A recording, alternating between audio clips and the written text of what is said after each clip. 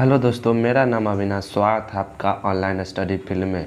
तो आज हम बात करने वाले हैं पार्ट 4, जिसका नाम है अर्धनारीश्वर के सारे ऑब्जेक्टिव्स क्वेश्चंस को। तो चलिए शुरू करते हैं। यहाँ पे पहला ऑब्जेक्टिव है मेरा, अर्धनारीश्वर पाठ के लेखक कौन है, अर्थात अर्धनारीश्वर जो है उसके राइटर कौन है वो बताना है। तो इसका सही आंसर जो है वो ऑप्शन बी सही हो जाएगा। रामधारी सिंह दिनकर जी के द्वारा जो है अर्धनारीश्वर लिखा गया है। चलिए अगले क्वेश्चन की ओर। अगला क्वेश्चन है, दिनकर जी का जन्म कब हुआ था। तो उनका जो जन्म हुआ था वो हुआ था 23 सितंबर 1908 को उनका जन्म हुआ था। तो इसका सही जो आंसर हो जाएगा वो ऑप्शन बी 23 सितंबर 1908 को। तो चलिए अगले क्वेश्चन की ओर। अगला क्वेश्चन है, दिनकर जी का जन्म बिहार के किस ज़िले में हुआ था, अर्थात उनका जो जन्म है वो बिहार के किस ज़िले में। तो बिहार के बेगूसराय ज़िले में, अर्थात ऑप्शन बी सही हो जाएगा। उनका जो जन्म हुआ था वो बेगूसराय ज़िले में हुआ था। चलिए अगले क्वेश्चन की ओर। अगला क्वेश्चन है यहाँ पे, रामधारी सिंह दिनकर जी की रचना कौन सी है। तो बताना है इसमें उनकी रचना कौन है। उसने कहा था या फिर जूठन तिरिच अर्धनारीश्वर।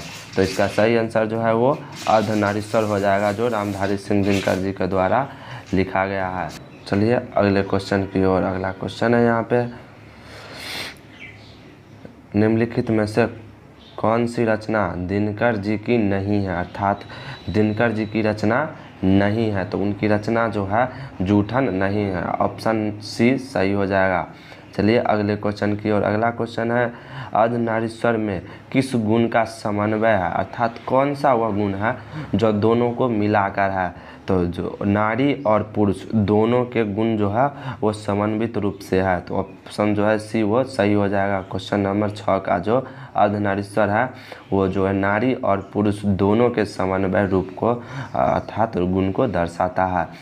अगला क्वेश्चन है, कौन सी कृति रामधारी सिंह दिनकर जी की लिखी हुई है, अर्थात उनकी कृति जो है वो कौन सी लिखी हुई है।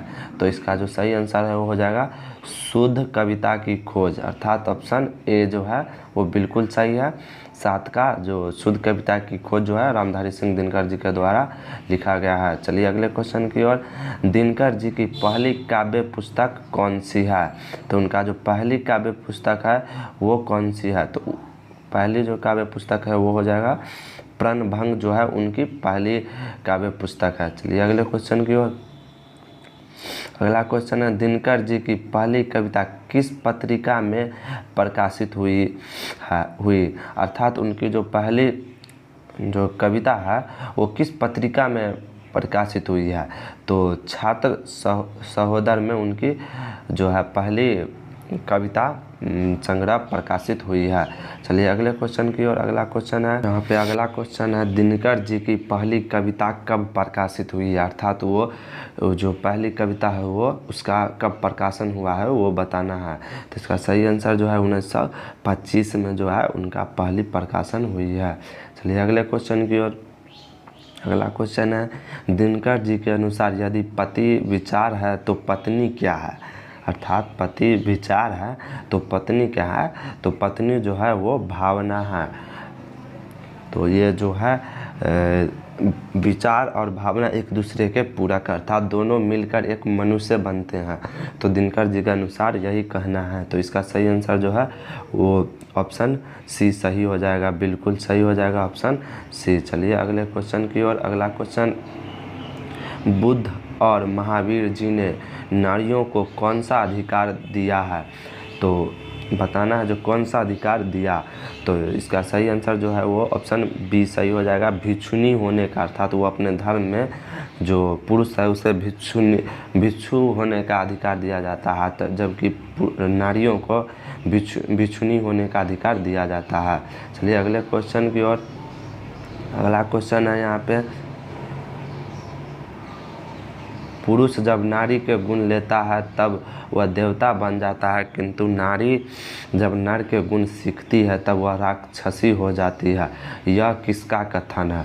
तो यह जो कथन है वो हो जाएगा प्रेमचंद्र जी के द्वारा कहा गया। अर्थात इनके द्वारा कहा गया है कि जब पुरुष गुण जो नारी का लेता है तो वह देवता के समान हो जाता है, अर्थात उसमें नर्मता आ जाती है। जब पुरुष में भयानकता के साथ साथ जो है उसमें नर्मता का गुण आ जाता है तो वो पुरुष जो है देवता के समान हो जाता है। परंतु नारी में जो वो गुण आ जाता है, पौरुष गुण आ जाता है, तो वो राक्षसी के समान हो जाती है।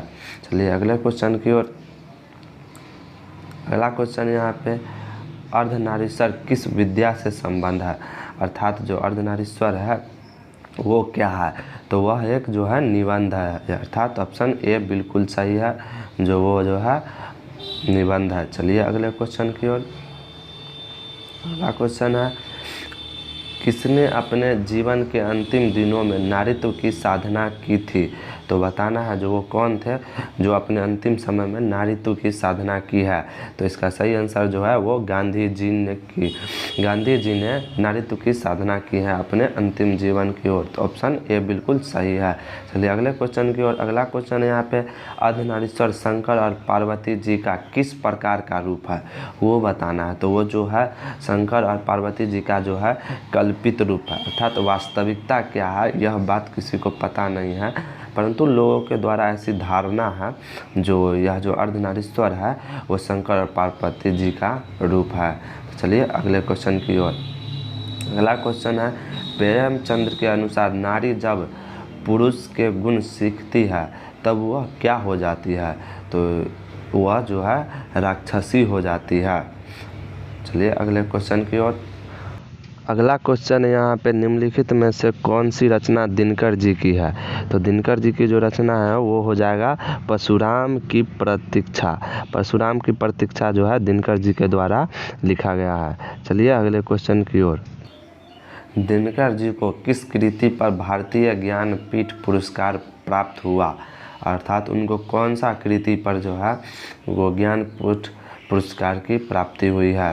तो इसका सही आंसर जो है वो हो जाएगा उर्वशी। उर्वशी जो वो उन्होंने लिखे हैं उनमें उनको ज्ञानपीठ पुरस्कार से सम्मानित किया गया है। अगला क्वेश्चन है युद्ध और शांति की समस्या पर लिखी गई काव्य कृति है। अर्थात युद्ध और शांति पर जो लिखी जाती है उसको क्या कहते हैं? तो उसको जो है कुरुक्षेत्र कहते हैं उस काव्य कृति को। तो चलिए अगले क्वेश्चन की ओर।